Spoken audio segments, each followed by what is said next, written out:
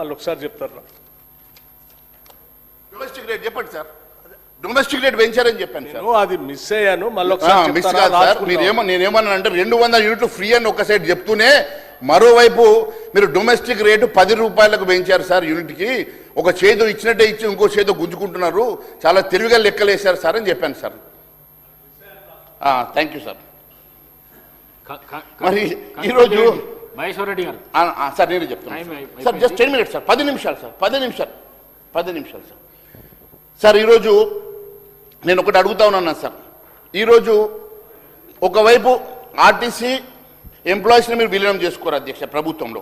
మరి వారికి ఇచ్చినటువంటి మరి అపాయింటెడ్ డేని ఇప్పటి వరకు ప్రక్రియ ఎట్లా మొదలుపెట్టారు? దాని మీద ఎక్కడ కూడా మరి ఉప ముఖ్యమంత్రి గారు ఎక్కడ కూడా దానికి సమాధానం చెప్పలేదు, బడ్జెట్ కూడా చదవలేదు అధ్యక్ష. కార్మికుల పోరాటం సాగుతుంటే ప్రైవేటైజేషన్ వైపు ఆలోచన చేస్తూ ఉన్నారు అధ్యక్ష. 1085 ఎలక్ట్రిక్ బస్సులు కొత్తగా మరి ఇండెంట్ పెట్టారు అధ్యక్ష. మరి ఒకటొకటిగా మరి డిపోలను కూడా దాదాపు 10 డిపోల వరకు మరి ఈరోజు ఎలక్ట్రికల్ బస్ పేరు మీద నెమ్మదిగా ప్రైవేటైజ్ చేస్తున్నట్టుగా, కార్పొరేటైజ్ చేస్తున్నట్టుగా చాలా స్పష్టమవుతా ఉన్నది. దీని వెనుక ఉన్నటువంటి వాస్తవాలు ఏందో మరి గౌరవ ఉప ముఖ్యమంత్రి గారు సమాధానం చెప్పాలి అధ్యక్ష. ఎందుకంటే అధ్యక్ష ఈరోజు మాకు తెలిసిన ఆర్టీసీ రూట్ ట్రాన్స్పోర్ట్ కార్పొరేషన్ కానీ ఇప్పుడు మాత్రం ఆర్టీసీ మీరు కార్పొరేటైజేషన్ చేయడం అనేది చాలా బాధాకరం అధ్యక్ష. ఎందుకంటే మొన్న కూడా ఒకటి నేను పేపర్లో వచ్చింది అధ్యక్ష. ఏటా సుమారు 100 కోట్ల వరకు ఆదాయం తెచ్చిపెట్టే కార్గో కేవలం నెలకు 3,000 కోట్లు, ఇప్పుడు అది కూడా వస్తలేదని చెప్పి నేను తెలిసింది అధ్యక్ష. నెలకు 3,000 కోట్లకు ప్రైవేట్ సంస్థకు 15 సంవత్సరాల వరకు కార్గో సేవలు అవేజ్డ్ ప్రైవేట్ లిమిటెడ్ అనే సంస్థకు దక్కించుకున్నది. ఎందుకోసమని ఒకవైపు ఆర్టీసీ నష్టాల్లో ఉంటే దానికి వచ్చే రెవెన్యూస్ని కూడా మీరు పక్కదో పట్టించేసి ప్రైవేటైజేషన్ చేసి కార్గోను మీరు ప్రైవేట్లకు ఇచ్చి మరి 100 కోట్ల రూపాయల ఆదాయం ఉన్న దగ్గర ఇది ఎక్కడ స్కామ్ అధ్యక్ష? ఇది ఆర్టీసీ ఎంప్లాయీస్ రోడ్డు మీదకి రావడం కాదు అధ్యక్ష.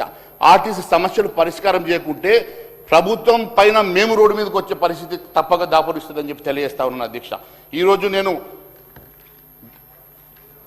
ఈరోజు మరి అదేవిధంగా స్మార్ట్ కార్డు విషయంలో కూడా అధ్యక్ష, స్మార్ట్ కార్డు మరి 2.5 సంవత్సరాలు లేనటువంటి స్మార్ట్ కార్డు ఈరోజు కొత్తగా స్మార్ట్ కార్డు ఇస్తారట ఆర్టీసీలో. అది కూడా దాదాపు 2 కోట్ల మంది మహిళలకు స్మార్ట్ కార్డు ఇస్తారట అధ్యక్ష. దానివల్ల కేవలం 3,000 కోట్ల రూపాయలు ఈరోజు ఖర్చు చేసి ఈ రాష్ట్ర ప్రభుత్వమా ఆర్టీసా మరి ఎవరు ఒకవైపు మరి అప్పులో ఉన్నటువంటి ఆర్టీసీ మీద ఇంకా భారం మోపడానికి దేనికోసం అని చెప్పి స్మార్ట్ కార్డు ఇప్పుడు 75 కోట్ల రూపాయలతోటి ఒక పైలట్ ప్రాజెక్ట్ అని చెప్పేసి దాదాపు 5 లక్షల స్మార్ట్ కార్డులను మీరు ఇచ్చారు అధ్యక్ష. దేనికోసం అది స్మార్ట్ కార్డుల కోసం మీరు పైలట్ ప్రాజెక్ట్ ఇస్తా ఉన్నారో సమాధానం చెప్పాలని కోరుతా ఉన్నా అధ్యక్ష. దేవాదాయ అధ్యక్ష నీకు చివరిగా అధ్యక్ష ఒక 10 నిమిషాలు వైండప్ చేస్తాను అధ్యక్ష. ఆదాయంలో అధ్యక్ష మరి దాదాపు 25,000 ఎకరాలు దేవాదాయ భూములు కబ్జాకు గురైనట్టుగా మరి వార్తలు వస్తూ ఉన్నాయి అధ్యక్ష. మేము అడుగుతా ఉన్నాం అధ్యక్ష, ఇప్పుడు యూపీ లాంటి రాష్ట్రాలలో ₹1 కూడా దేవాదాయ సొమ్ము రాష్ట్ర ప్రభుత్వం ముట్టుకోదు అధ్యక్ష. మరి ఇక్కడ మాత్రం దేవాదాయ మరి నిధుల మీద ప్రభుత్వ పెత్తనం ఉంటుంది. మరి కనీసము దేవాదాయ భూములు కాపాడడానికి మరి ఎందుకంటే ఎండోమెంట్ యాక్ట్ 1987 సెక్షన్ 83, 84ని speedy eviction of encroachment via tribunal. Why this act has not been implemented in the state? This is my question అధ్యక్ష.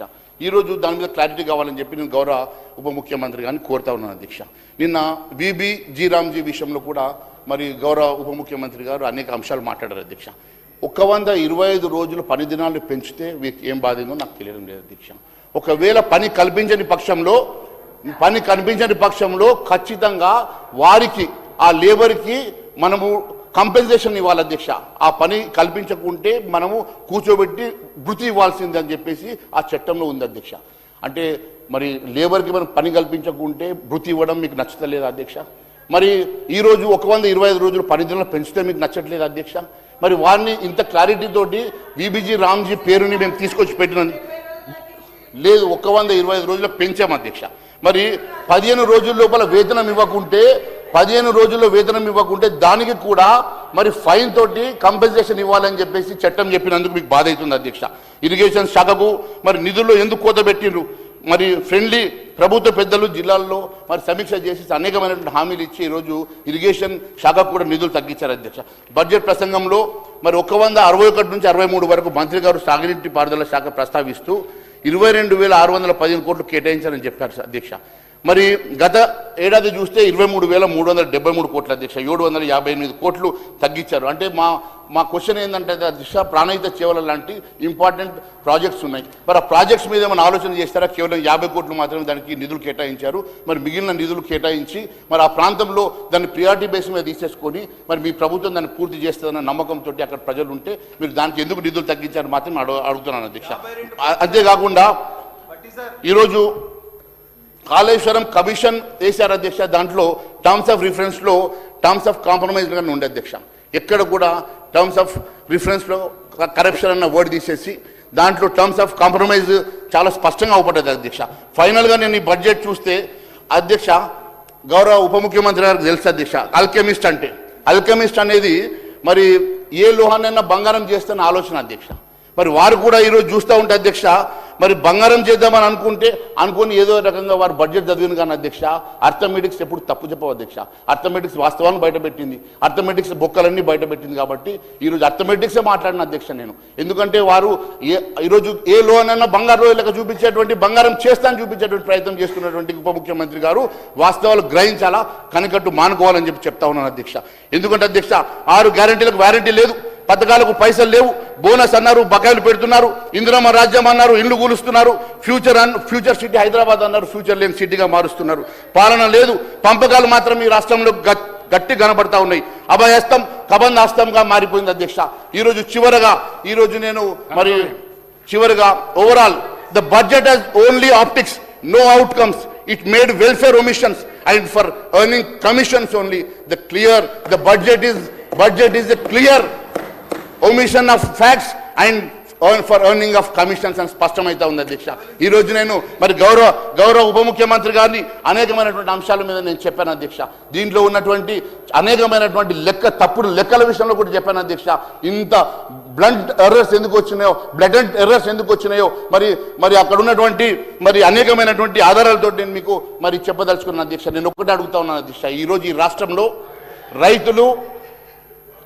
అనేక మంది రైతు కూలీలు, అనేక మంది మీరు ఇచ్చినటువంటి హామీలు ఇచ్చినటువంటి అట్టడుగు బడుగు బలైన వర్గాలు ఈరోజు ఈ అసెంబ్లీలో జరుగుతున్నటువంటి చర్చ వైపు చూస్తూ ఉన్నారు అధ్యక్ష.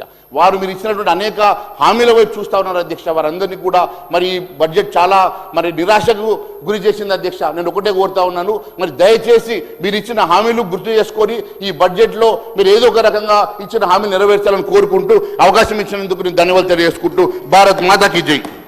జనాబ్ మాజీద్ హుస్సేన్.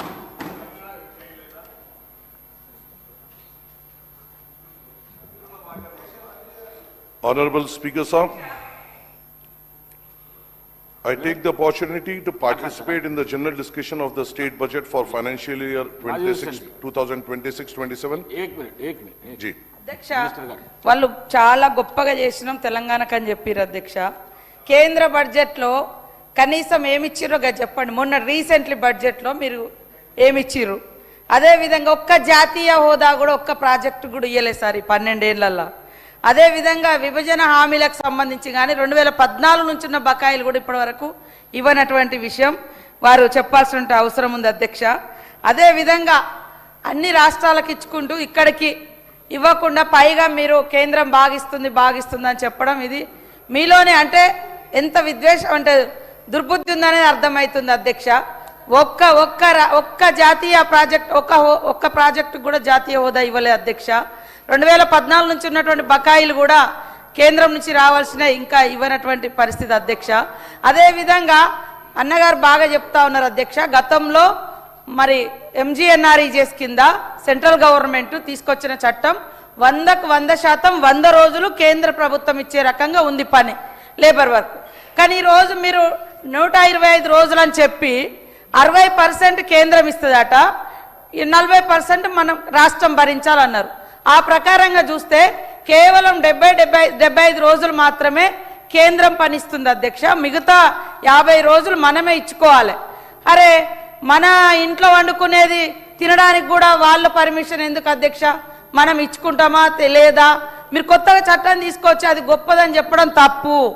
అదేవిధంగా అంతకుముందు 266 రకాల పనులు ఈ MGNREGS కింద జరిగినాయి అధ్యక్ష. ఈరోజు మీరు పెట్టే నిబంధనలు చాలా కఠినంగా ఉన్నాయి, అభివృద్ధికి ఆటంకంగా ఉంది. పేదవాళ్ళకి ఇబ్బందికరంగా ఉంది కాబట్టి అందులో మార్పులు తీసుకురండి అని నేను కోరుతా ఉన్నా అధ్యక్ష. మేము ఎక్కడ ఏ బడ్జెట్లు కూడా తగ్గిస్తలేము, పెంచుకుంటూనే రావడం జరిగింది అధ్యక్ష. ఈరోజు బీమార్ గురించి చెప్పారు అధ్యక్ష, మా ప్రధానమంత్రి గారు ఉన్నప్పుడు తెచ్చిరని. 10 ఏళ్ళు అయింది, 12 ఏళ్ళు అయింది. మరి మంచి చెడులు ఉంటే ఏమన్నా సవరించాల్సినటువంటి అవసరం ఉండే కదా సార్? పేర్లు మాత్రం మారుస్తారు, రాష్ట్రాలకు ఇన్కమ్ వచ్చేది, మా ప్రతిపక్ష రాష్ట్రాలకు ఇన్కమ్ వచ్చే పనులు మాత్రం మీరు ఆలోచించారు.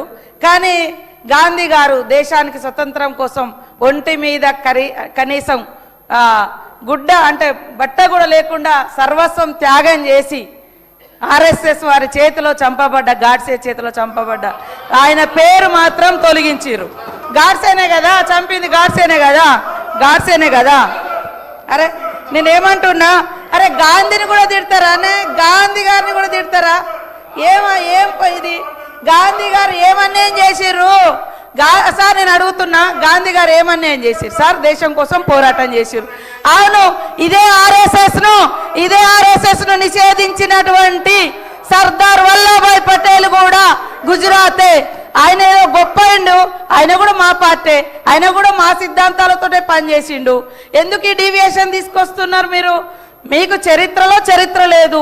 మా చరిత్రను కనుమరుగు చేయడమే కాకుండా పాపం సిన్సియర్గా పోరాడినటువంటి వాళ్ళ పేర్లను పెడితే కూడా ఆయన బతికే లేడు, ఆయన పేరు పెడితే కూడా తీసేసి ఉపాధి హామీ చట్టం కింద. ఇది తప్పు. గాడ్సే ఎవరు చెప్పండి? గాడ్సే ఎవరు చెప్పండి? మీరే కదా గాడ్సేకు నివాళులు అర్పిస్తున్నారు. గాడ్సే పెద్ద పోరాట యోధుడు అంటున్నారు. మరి దేశానికి స్వతంత్రం తెచ్చిన మహనీయుని చంపినటువంటి గాడ్సేని మీరు పొగడడం ఎంతవరకు కరెక్ట్ అధ్యక్ష?